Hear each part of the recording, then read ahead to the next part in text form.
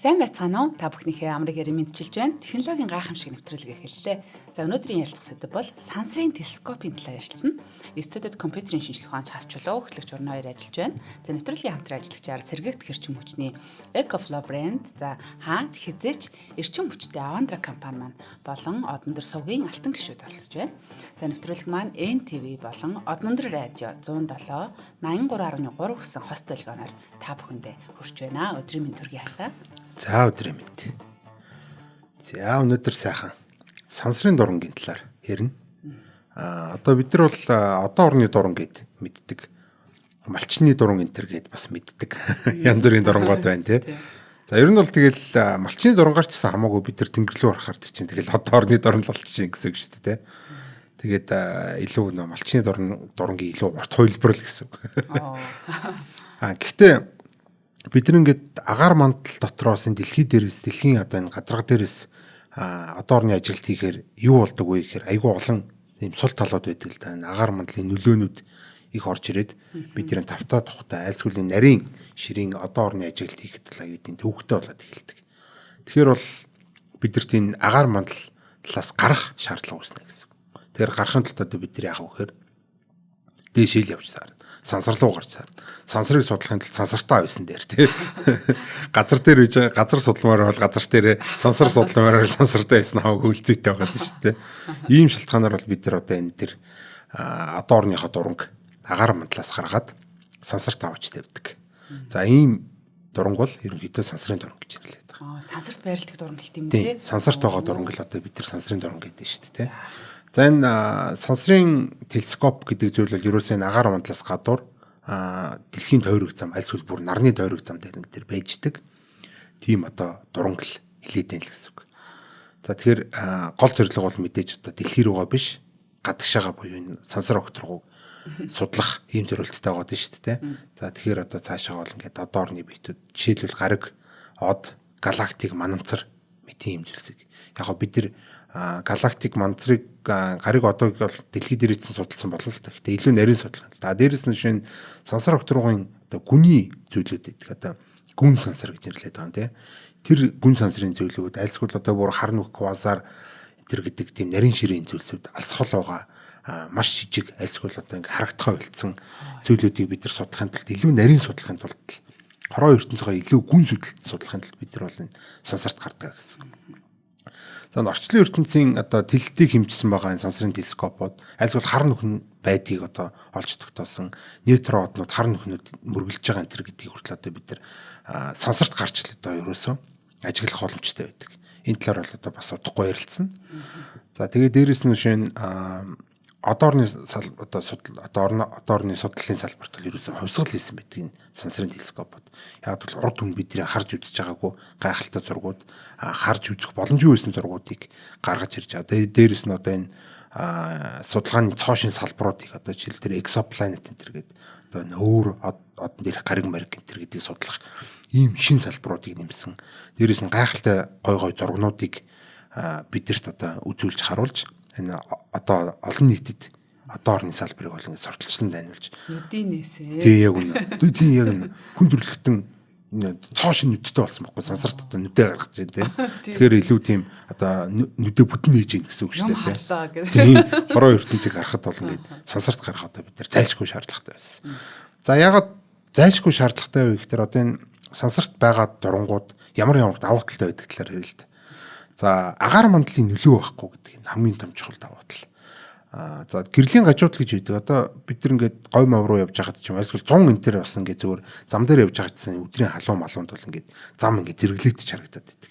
Чи ингээд агаар мандлын хүүтэн халуун агаарууд ингээд хоорондоо дөрвөлийн сэлтивэн зэм агаарыг гэрлийг ингэж хуглаад тэгээд ингээд зэрэглэгдэж харагдаад байгаа байхгүй тий.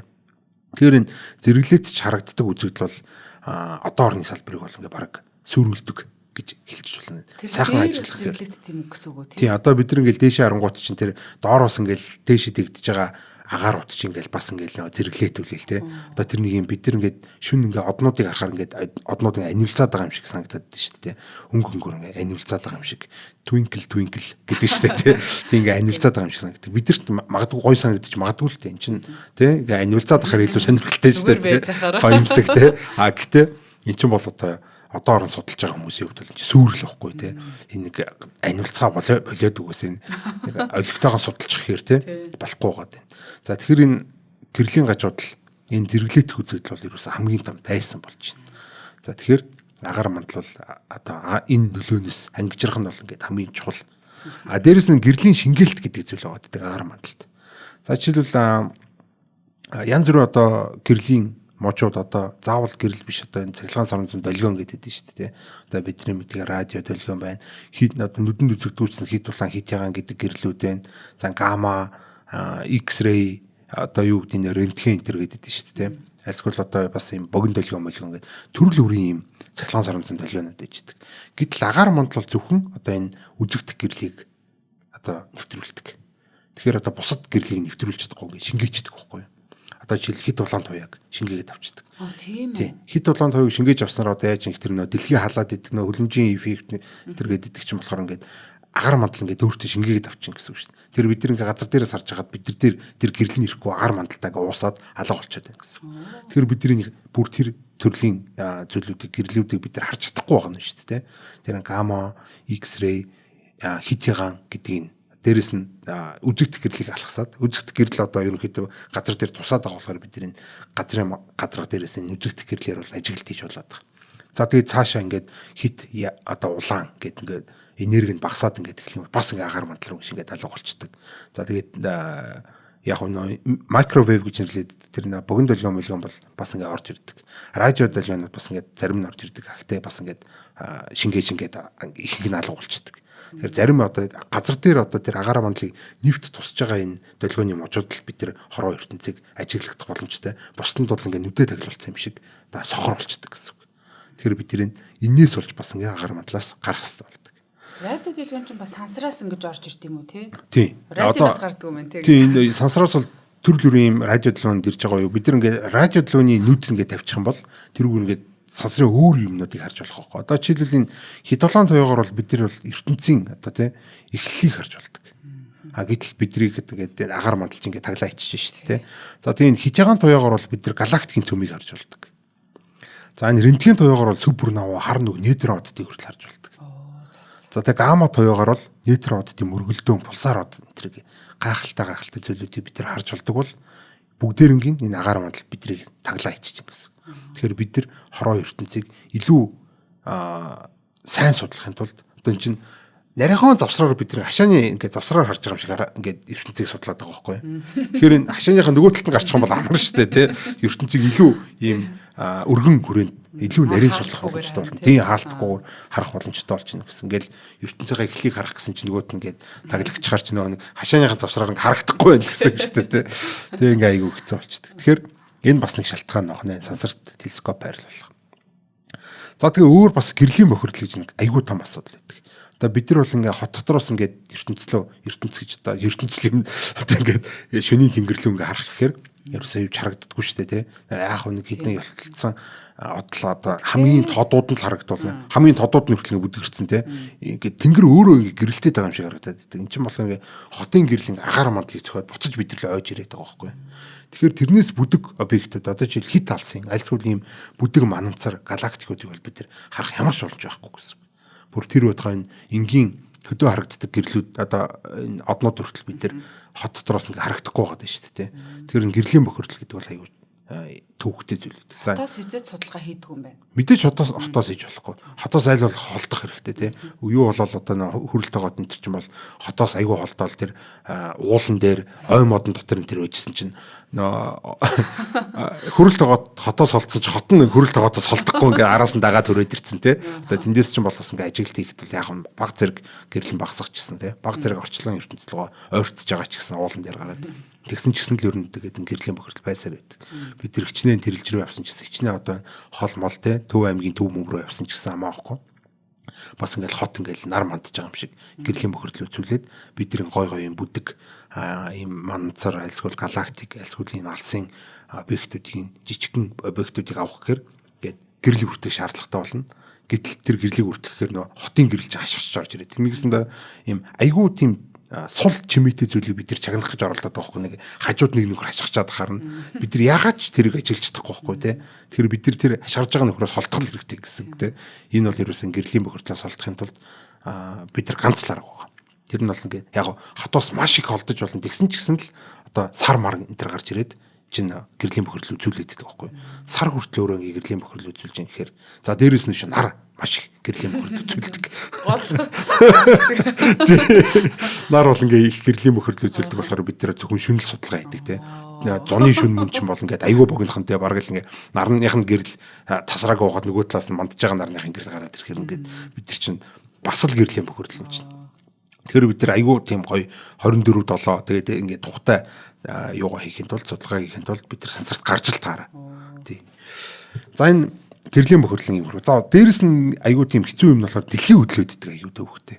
Яг ингээд нэг юм л хараад ингээд байж ихэд дэлхийн хөдлөөд эргээд тэр нь бүрдгэж яах тэр нөлөөлөх үү те. Гүн энэ ч одоо би нэг юм ямиг харахаар нэг ядчээтэл чинь дэлхий чинь хөдлөөд нь шүү дээ. Одоо ер нь бол телескопоор од харах гэж оролж исэн хүмүүс бол бүгдээрээ мэдэндээ те.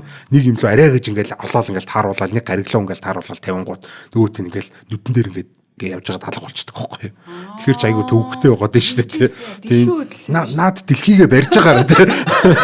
Энэ хөдлөөд айгу төвөгтэй энэ юм харуулахгүй байна гэдэг юм бол бид нар бас дэлхийгээс холтчих. Заавал дэлхий дээр энэ эргэлдээ хөдлөөд байгаа юм дээр байх шаардлага байхгүй. Дээрээс нь энэ чинь эргэлдээ байгаа болохоор ингээл нэг нь арлуу ороод нэг сарлуу ороод ингээд айгу төвөгтэй байгаа байхгүй тийм.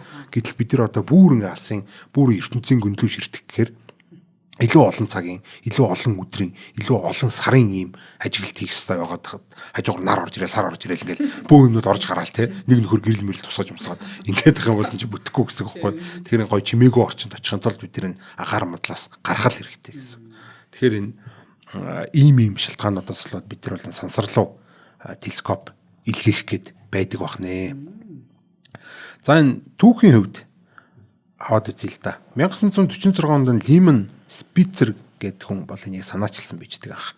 Энэ айгүй ядаргаатай байна энэ агаар мандал дотор чинь дэлхийгээ хөдлөхгүй барьжээ гэдэг та нар чадахгүй байна. Тийм болохоор хэдүүлээ гоё сансарлуу дуран хөргийгээд тэгээд ихэнд бол бид нар ингээд цоош нүд нэгднэ гэдэг. Ийм санааг бол 1946 оны үед гаргаж ирсэн байна.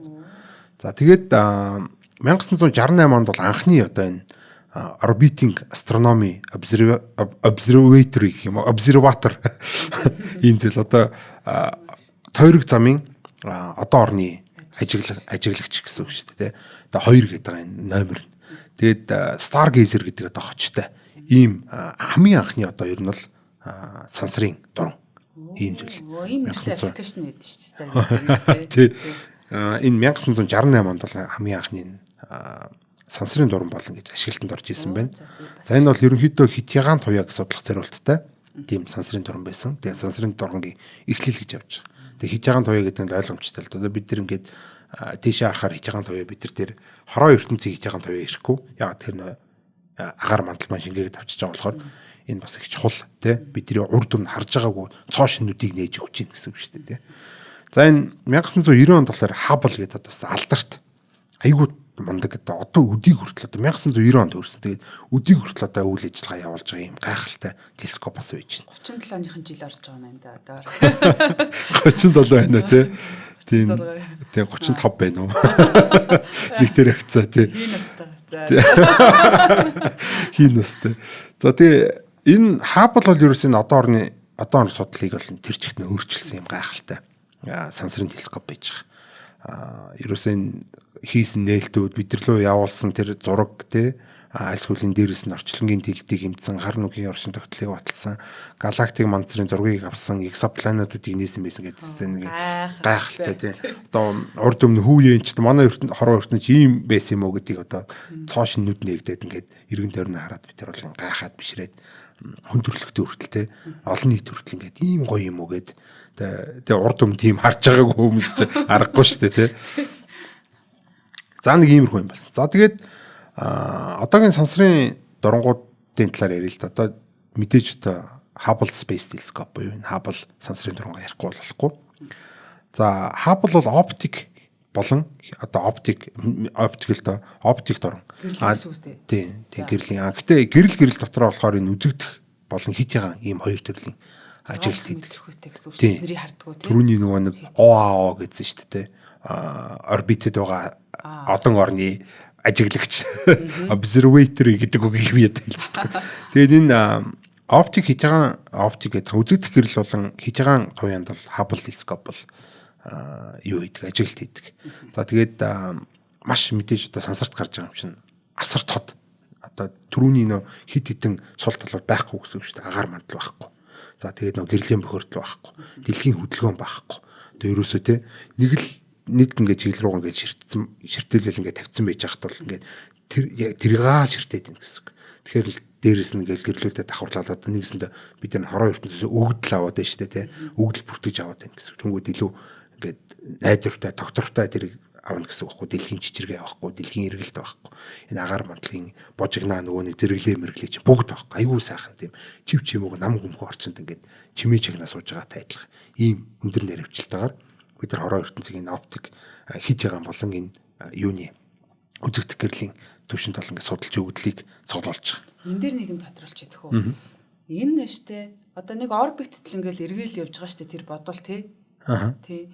Эргээд тэг яг нэг чиглэл рүүгээ ингээд ширтээд тэгсээр нэг эргээ явж байгаа юу тий. Энгийн асуусан боловчлаа их зүгээр тий яг үнэ. Одоо түрүүн хадгалагдах хуйлууд гэдэг анги дээр бол ингээд ярьжсэн тий. Тэр ямар нэг зүйл хөдөлж байгаа юм бол тэр хөдөлгөөнд хадгалагдах хэрэгтэй. Ямар нэг зүйл 50 байх юм бол тэр 50 байдлаа хадгалах хэрэгтэй. Энэ бол Ньютоны 1-р хууль буюу бас ньютрийн теорем тэгшим хадгалагдах хууль гэдэг шүү дээ. Зөвлөлт бол заавал байж байгаа. Тэгэхээр эргэлт ч гэсэн яг адилхан байдаг. Нэг зүйл эргэж байгаа юм бол тэр эргээл гэж явах хэрэгтэй. Тэгэхээр одоо ирэхгүй байх юм бол ирэхгүй л гэж явах хэрэгтэй.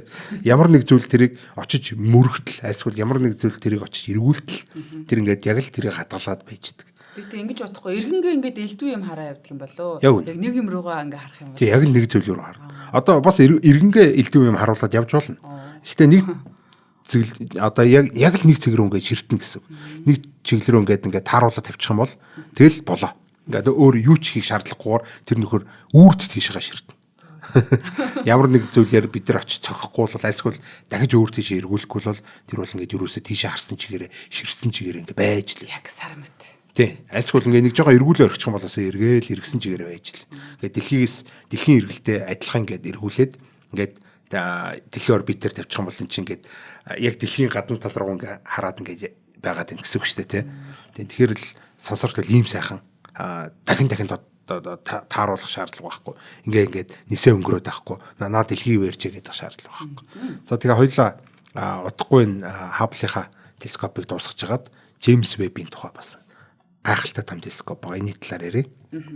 За одоо гоё уран цаг болох гээд би ерөөсөө ингээл майхантай аялалтаа явахын одоо хүүхдэд дагуулад тий одоо эмэмэмэгээ аваад ингээд гоё майхантай аялахыг бүр тэсээ ята хүлээж байгаа байхгүй ингээд майхан бүх юм бэлэн яг уран цаг л ирээг байгаад байгаа. Гэхдээ энэ аялын явцад нэг асуудалтай юм гардаг нь болохоор тогны асуудал байдаг. Тог байхгүй. Тог байхгүй гэдэг чинь тэгээ бүх юм сүрдэг байхгүй юу? Тэгсэн чинь манад энэ сэргийгт эрчим хүчний Ecoflow брэнд гэдэг хаанч хизээч эрчим хүчтэй гэсэн энэ Avandra компанийн бүтээгдэхүүн байгаа юм л та. Тэр Avandra брэнд болох нь одоо энэ хаанч хизээч гэсэн энэ зөөврийн эрчим хүчний дэвшилтэд шийдэл болох цахилгаан нөөцлөр нь аялал алсын зайнаас ажиллах онцгой байдал гэр ахуйн хэрэгцээнд төгс тохирсон юм нарны эрчим хүчээр ч гэсэн цэнэглэх боломжтой юм байгаль дээлтэй найдвартай цахилгаан нөөцлөрийг санал болгож байгаа. Тэр энэ бол ерөөсөө маш чухал зүйл яг одоо биднэрт хамгийн гол дутагтаад байдаг юм байна. Тоггүй болохоор ч тэгвэл болохоо ойлж байгаа байхгүй юу ер нь те. Тэгээд Little Venice гэсэн их дэлгүүрийн M1 барилгын B1 давхарт байрладаг юм байна. Hobby Zone гэдэг дэлгүүр байгаа. Та бүхэн маань одоо Facebook нь болохоор Avandra гэж байгаа шүү. Avandra гэж дагаад холбогдох утасны дугаар нь 96 93 33 55 гэсэн дугаараар та бүхэн маань холбогдох боломжтой. Би бүр энэ мэдээг сонсоод айгүй их баяртай байгаа. Тийм тэгээд гоё ингээд нөгөө би хизээч одоо энэ нар марны цэнгэлдэг автоматтай ашиглаж үзээгүй байхгүй юу?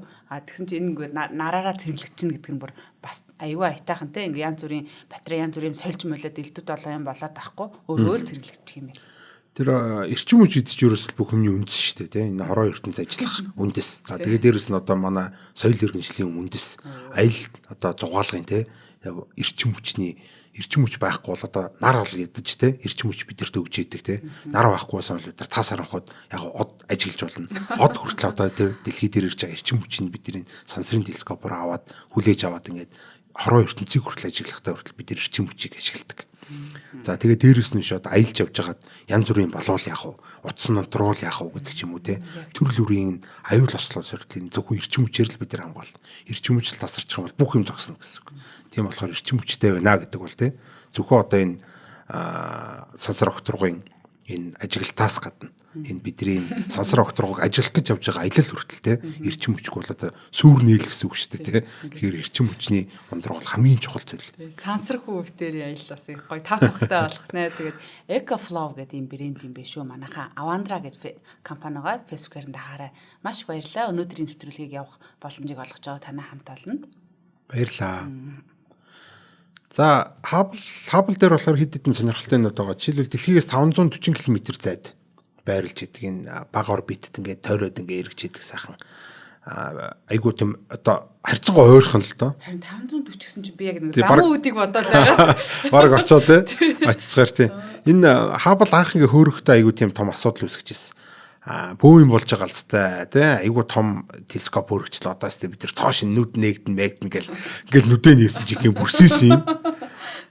Тэгээд тэр чинь ингээл нүдээ нухаж чадахгүй штэ тий тэр чинь 540 км-ийн цаана байж байгаа юм чинь.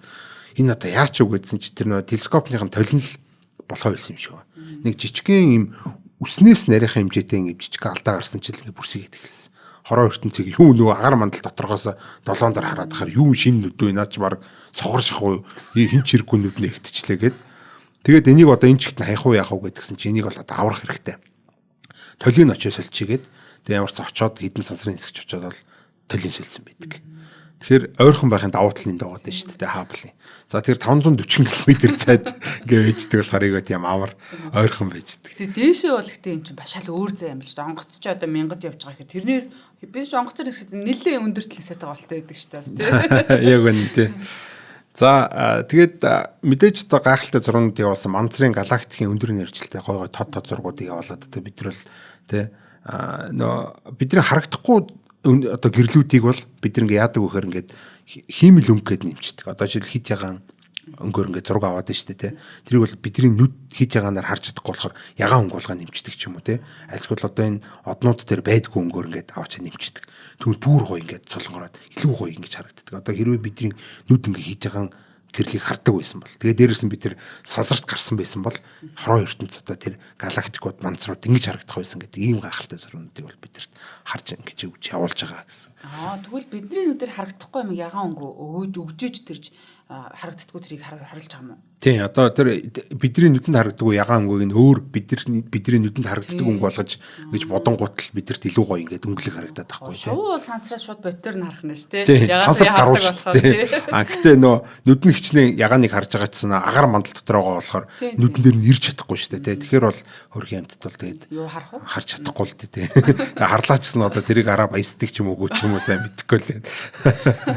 Тэгээ айгүй их баясгал баг. Шовнооч ч бол биенийг хараад айгүй баясд юм байлээ шүү дээ. Хэрэг мөрэнүүд ч бол ингээ айгүй гоё өнгөтэй амьтад юм байлээ шүү дээ. Тийм тэгсэн чинь бид нар хараал нэг хар юм гэж хараад идэг гэтэл үнээр ихэд чинь айгүй гоё юм байгаа байхгүй тийм. Яг л тэр шиг гэсэн үг тийм. Бид нар цоошин нүдний ичгээр л одоо бид нар хэрэг хүртэл гоё гэж харж байгаатай адилхан тэр харанхуй тэнгэрийг хүртэл бид нар тийм гоё гэж харах боломжтой болж байна гэсэн. Согор хүн солонго хүртэлгүй гэж одоо тийм. Бид нар хараач мэдэхгүй байдаг байна. Тийм яг үнэ тийм. Ерөөсөө бид нар өмнө нь бол ингээ ерөөсөө юм сохор байсан байхгүй юу. Тийм тэгэхээр цоошин нүдний үнээр гайхалтай хэрэг. За энэ өдийг хүртэл бол мэдээж одоо 35 жилийн турш ингээд тасралтгүй ажиллаж байгаа. Одоо хийнаас нь хийдгэлээ. Тийм тасралтгүй ажиллаж байгаа. Одоо 2030-аас 40 оны хооронд бол ажиллагаанаас гарах төлөвтэй байгаа. Тийм ийм удаан ажиллаж шít. Одоо энэ чинь надаас хөшин тий одоо би хүртэл одоо ингээд ядраад ах чинь тэгээд одоо хүртэл ингээд ажиллаа хийгээл үж байгаа ийм мундаг ажилсаг ийм телескоп юм буянтай телескоп тий. За гэхдээ бол бидэрт одоо ингээ хангалтгүй сан гэж хэлсэн хүндрэлтэн бол маш шуналтай. Илүү гоё зураг хармаар байна. Илүү үнийг хармаар байна. Илүү холыг хармаар байна гэдэг гисэн. За хэд хэдэн асуудлуудад тулгардаг. За жишээлбэл бид нар бол ингээд дэлхийд аягүй ойрхон байгаа дээ шүү дээ. Энэ Hubble телескоп чинь 540 км гэдэг байгаа шүү дээ. 540 км ойрхон байгаа болохоор энэ хийж байгаа туяа гэдэг бол дулаантай бүх зүйлээс гарч идэг. За жишээлбэл Hubble телескоп бол өөрөө хүртэл юм дулаантай. Тэгэхээр өөрийнх нь одоо толиноос дээрэс нь өөрийнх нь тэр бүртгэж явж байгаа сенсороос хүртэл ийм хэд улаан туяа ингээд цацраад байна гэсэн. Тэгэхээр одоо яг бид нар ингээд бидний нүднээс гарч байгаа гэрлийг бид нар нүдэн дээр хүлээж авна гэж байхгүй шүү дээ. Тэнийг гэсэндээ бид нар хит улаан туяа хардаг байсан бол бидний нүд өөрөөгөө гэрэлтүүлээд ин гэсэн үг байхгүй. Тэгэхээр юу ч харж чадахгүй бас л сохорчно гэсэн. Тэгэхээр бид нар энэ дулааныг бууруулах хэрэгтэй. Ингэж ийж одоо энэ илүү сансрын гүнийг харахын тулд одоо ертөнц тэлжээдэг гэдэг байгаа шүү дээ. ертөнц ингээд тэлж ангууд алсаас ирсэн тэр гэрлүүд болохоор бидэрт ирж явах хавцтай ингээд ертөнцийн тэлтээс болоод ингээд сунаад идэг. Сунах болгонд одоо тэр чинь энерги нь багасаал нөгөө нэг анхны гарсан гэрэл чинь ингээл хит улаан болоод бүр радио долгион болоод ингээд багасаа явчихдаг. Тэгвэл бид нэг бүр алсын галактикуудыг бүр ингээд эртний ертөнцийг ингээд харах гэхээр хит улаан туяа нь одоо бидрээс хаблаас гарч байгаа туяатай ингээд адилхан болчингууд нөгөө телескоп нь ч толин ч гэсэн сенсор нь ч гэсэн өөрөөсөө тийм төрлийн туяа гаргаад бид нар бас ингээд харж чадахгүй болчихдог. Нэгсэндээ ингээд тэр гүнийг харж чадахгүй тэр ертөнцийн юуг бол харж чадахгүй гэсэн үг. Урд өмнөхийг бол харж чадахгүй гэсэн. Тэгэхээр бид нар дахиад шинэ нүд хэрэгтэй болж байна. Илүү гүнзгийг судлахын тулд ертөнцийн хамгийн анхны тэр гэрлүүдийг судлахын тулд альсгүй алсын галактикуудыг судлахын тулд тэгээ гүн гэдэг байгаа шүү дээ тий. Гүн гэдэг чинь бол ингээд биднээс холдогцсон гүнзгий ирнэ шүү дээ тий.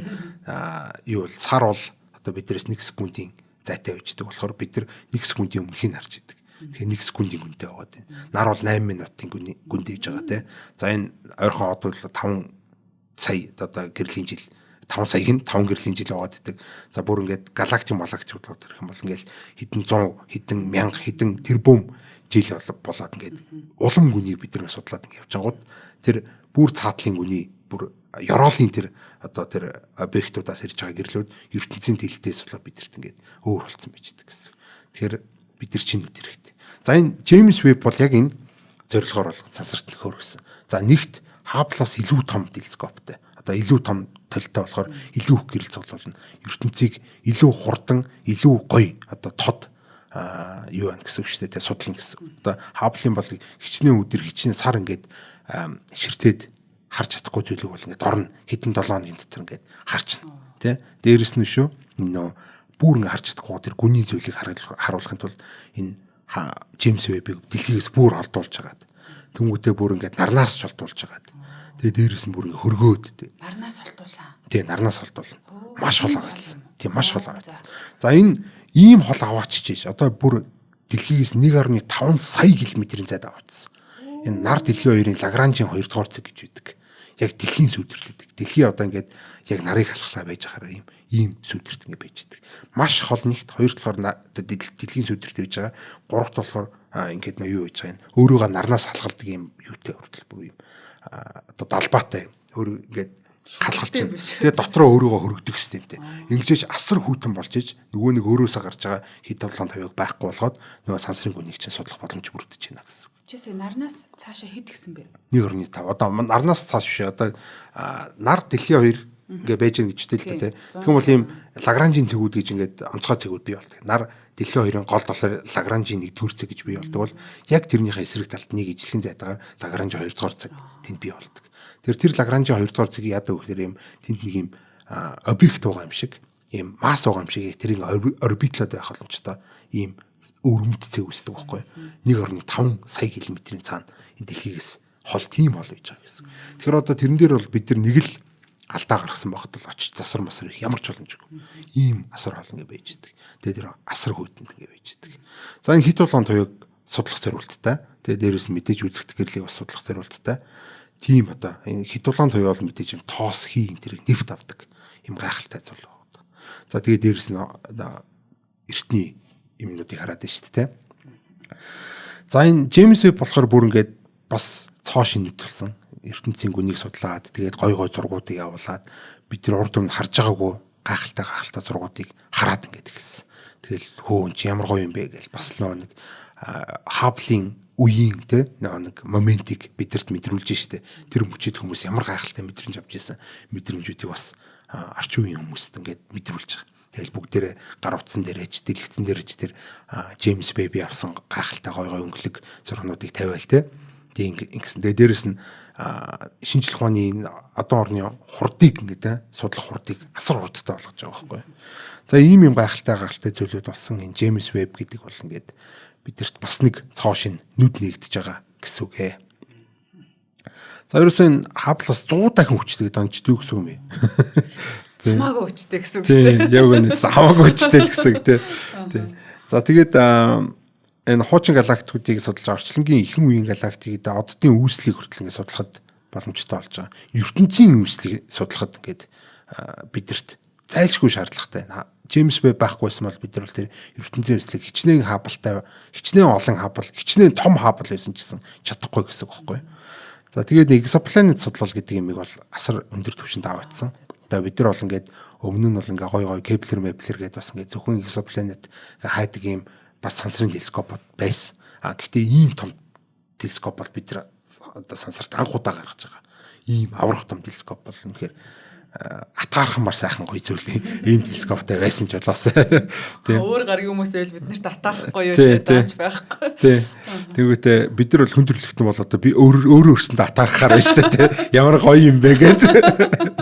Тийм. Авсан зургнууд нь хүртэл ямар гоё юм бэ гэж атаархаар үнэхээр гайхалтай. Гоё мандрын зураг бас гараад байна. Тийм. Яг үнэ тийм. За тэгээд гаригуудын одоо тэр экзопланет судал дээр болон гаригуудын атмосферыг судлан дээрээс нь амьдрал байх нь үгүй юу гэдгийг судлах өргөн боломжтой болж байгаа. Одоо тэр нөө маш нарийн тийм аппаратнууд нь тийм спектр шинжилгээ гэдэг энэ төр хийхэд айгүй тийм боломжтой. Одоо спектр шинжилгээ гэж одоо тэр бүх гэрлийн мужид бид тэр ингээд харах гэдэг шүү дээ тий. Тэгээ төрөл бүрийн гэрлийн мужид харангуудаа за энд ийм бодис байж болох юм байна гэдэг юм спектр шинжилгээнд хийгээд за энэ дэр улам өр байна уу? Амьдралын улам өр байна уу гэдэг юмнуудыг бид тэр харах боломжтой болж байгаа. Ийм гайхалтай юмнуудыг. За тэгээд асар олон болохоор засах мэдээж боломжгүй. За тэгээд энийг бол би цаг хугацааны машин гэж нэрлэдэгт нь айгууд юм туртай. Энэ бол цаг хугацааны машин. Одоо түрүүн хэлсэн шүү дээ тий. Сар бол 1 секундын өмнөх, нар бол 8 минутын өмнөх гэл ингээ цаашаа бид нэг яваад ангууд хабл ч гэсэн одоо тэр цаг хугацааны машин л байсан байхгүй. Тэгээ бид тэр ингээд ерөөсөө бид нар зүгээр энгийн телескоп шүн барьж гараал тэгэл ерөөсөө ертөнцлөө харахад ертөнц бидэрт ингээд өөрийнхөө түүхийг хууц хууцаар нэлэгдэг байхгүй. Тэнгүүд зарим хууцууд ингээ харагдах болчихдээ гэсэн. Тэгээ агаар мандал дээр гарангууд бид нар цоошин хуудсуудыг нээж байна. Тэгээ цоошин түүхийг уншиж штэ тэгээд эндээс. Гэтэл дахиад хабл хүртэл ингээ нээж чадахгүй хэдэн хуудсууд үлдсэн байсныг нь одоо Джеймс Веб бидэрт одоо харуулж өгч байгаа ийм гайхалтай том цаг хугацааны машин гэсэн үг. Ийм гоё зүйл байгаа. За өшөө зөвхөн одоо тэр юунаас гадна хаблаас гадна энэ Чандра, Спицер гэдэг хэдэн сансрын телескопууд байгаа тухай хоёулаа одохгүй ярилцъя.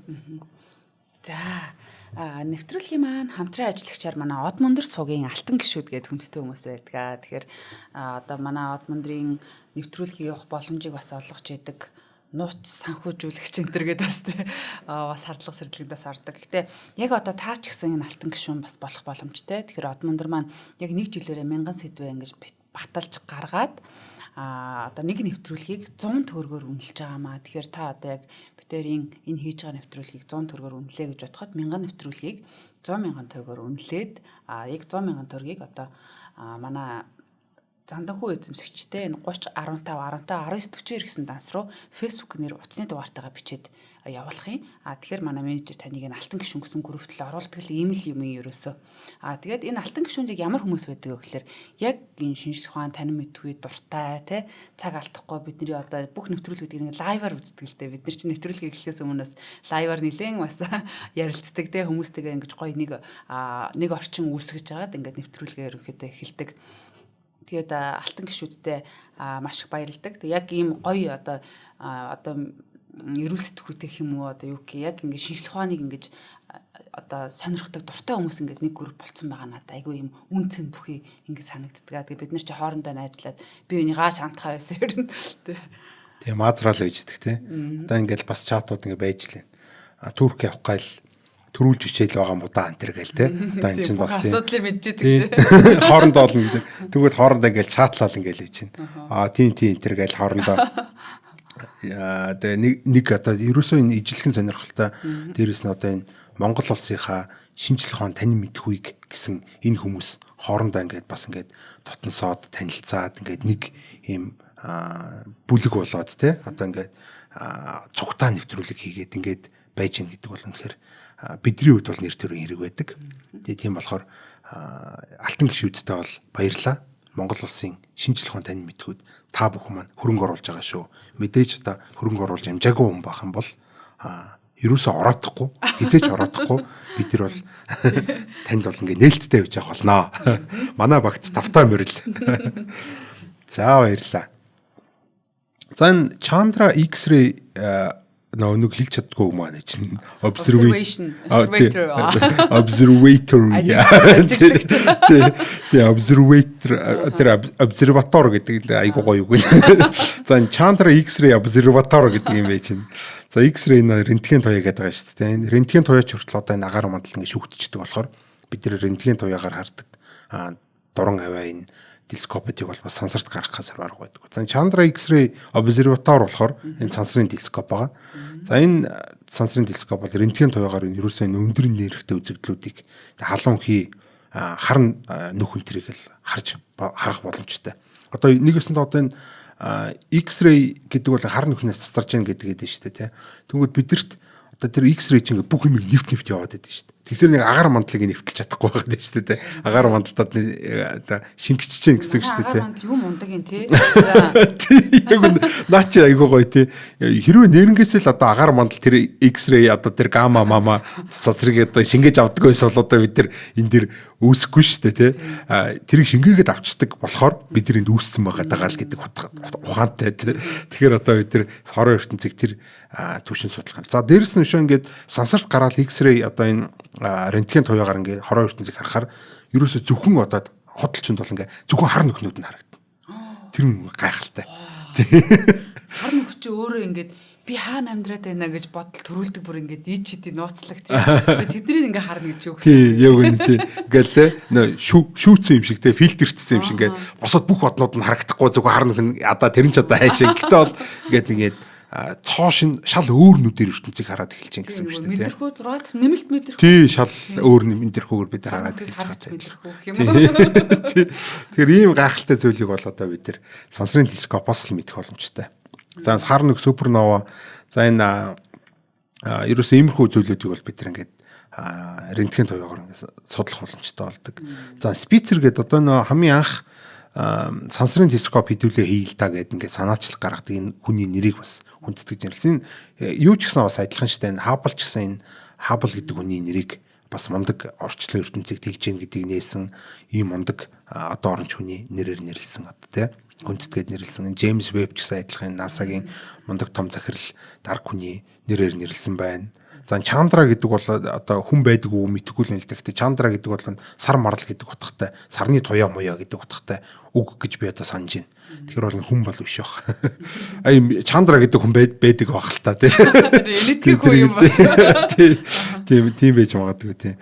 За энэ Spitzer гэдэг бол бас тэр анхны тэр сансрын телескопыг санаачилсан хүний нэрийг хүндэтгэж ингэж нэрлсэн ийм сансрын телескоп байна. Хит улаан туяагаар хардаг.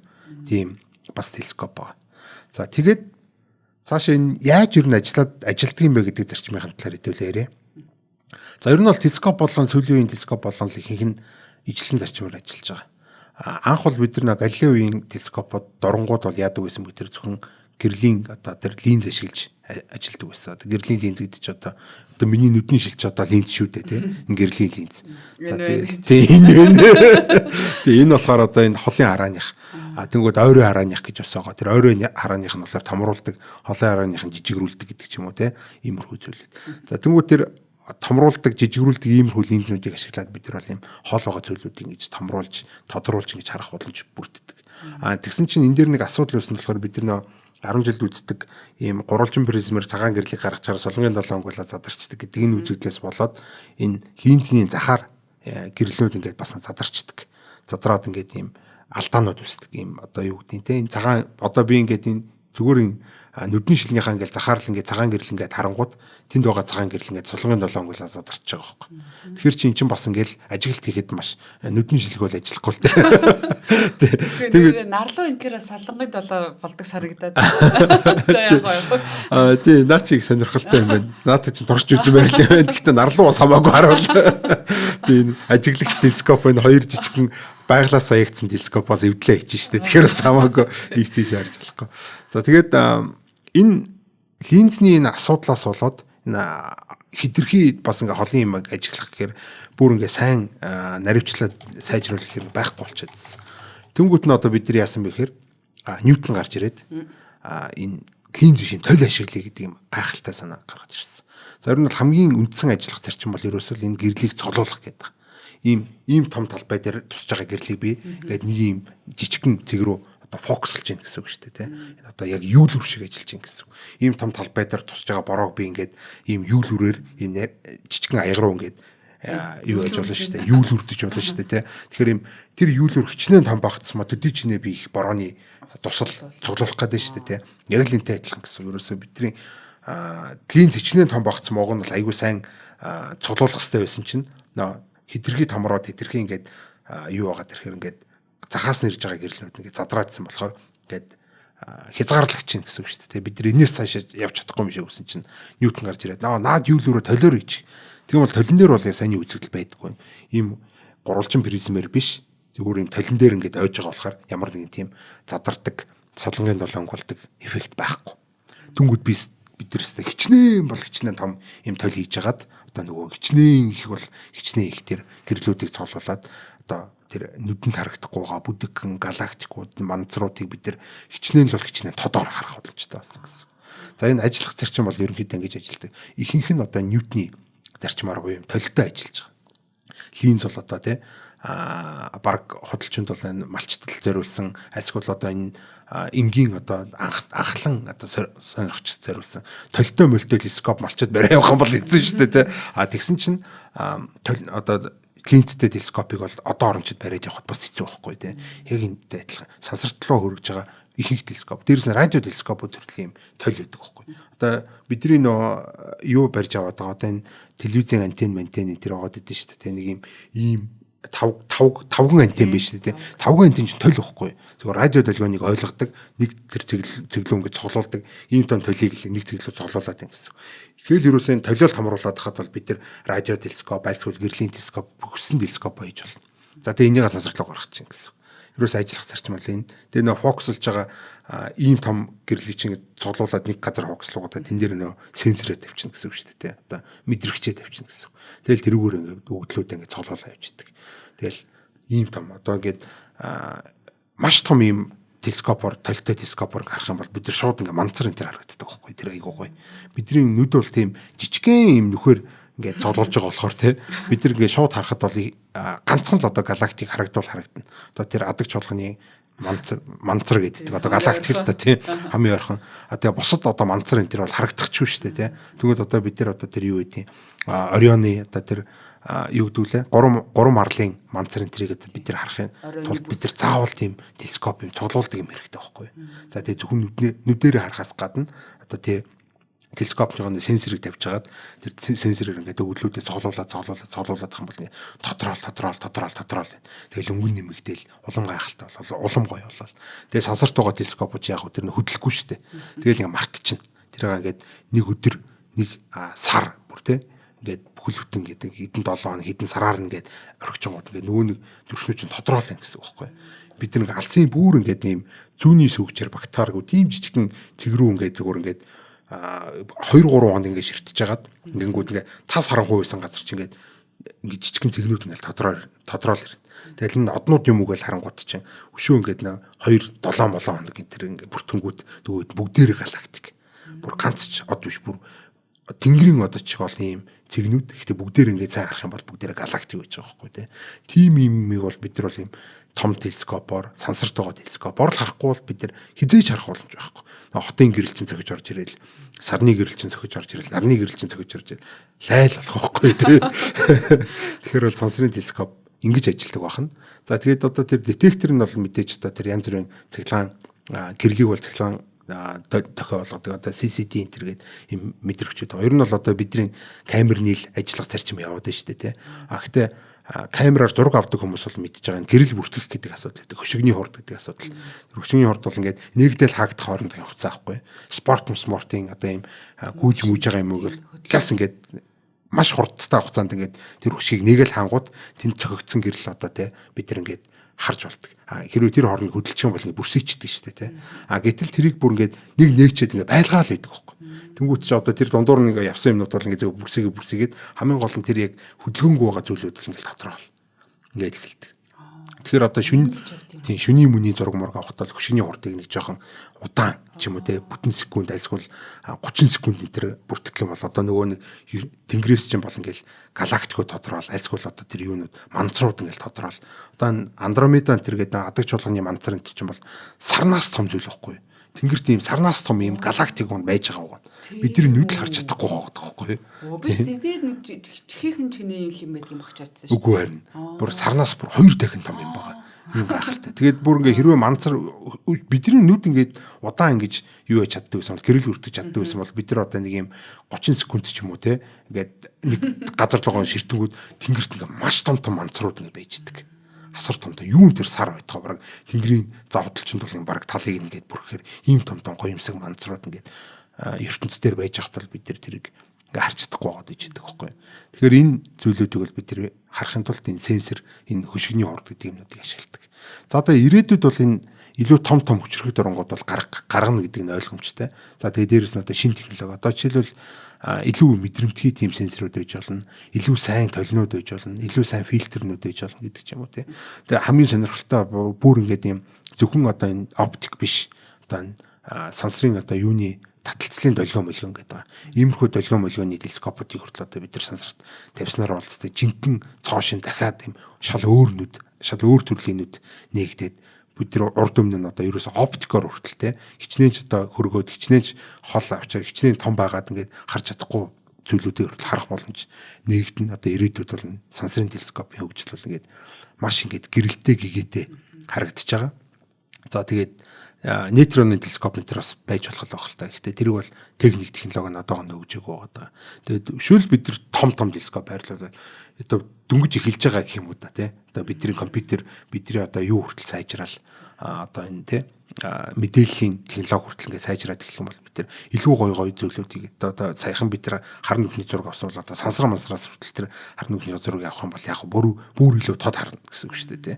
Тэгэхээр бол бид нар дахиад нэгдэг зөндөө олон нүд байж байгаа. Тэр нүднүүд бол ихэнх л бүгдээрээ сарн дээр нь сансарт ингээ байрлаж. Сарн дээр нэрээ байрлаж болно. Сансрын телескоп гэж сарн дээр байрлаж болно. Одоо сар чин байнга бид нар нэг талаараа харж идэв шүү дээ.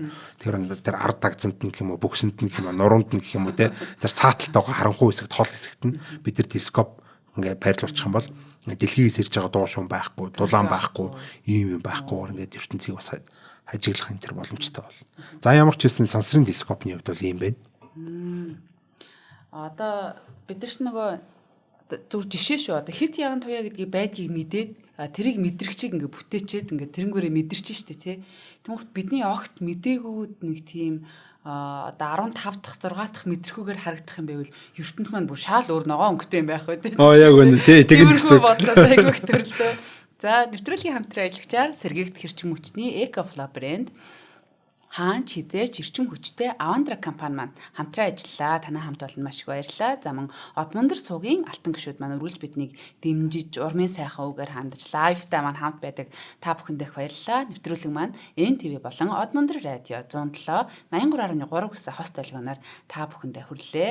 Хасаатай их баярлалаа. Дараагийн нэвтрүүлгээр эргэн уулзцаая. Баярлалаа. Нэвтрүүлгийг хүлээн авсан Нарны аймгийн монголчуудаа баярлалаа. Одмондөр суваг энэ мэтлэн танин мэдхүн 1000 хөтөлбөрийг 2025 оны 7 сарын 1 хүртэл та бүхэнд хүргэх юм. Их хэлээрээ шинжлэх ухаан танин мэдхүх түгээхийн үйлсэд та нэгтгэх хүсвэл бидэнд танд өгөх боломжтой. Нэг нэвтрүүлгийг 100 төгрөгөөр буюу 1000 нэвтрүүлгийг 100,000 төгрөгөөр үнэлээд та биднийг дэмжээрэй. Жилдээ ганцхан удаа 100,000 төгрөгөөр дэмжснээр шинжлэх ухаан танин мэдхүг түгээх энэ үйл хэрэг таны оролцоотойгоор амжилттай үргэлжлэх юм а. Зандан хүү миний нэр дээрх голомт банкны данс байгаа. 30 15 15 1942 30 15 15 1942. Та 100,000 төгрөгөөр шилжүүлэхдээ гүйлгээний утга дээр нь өөрийн нэр болон утасны дугаараа заавал бичээрэй. 100,000 төгрөг хандвалснаар Одмондөр сувгийн алтан гишүүн болох юм. Шинжлэх ухаан танин мэдхгүй Монголд ялах болтугай.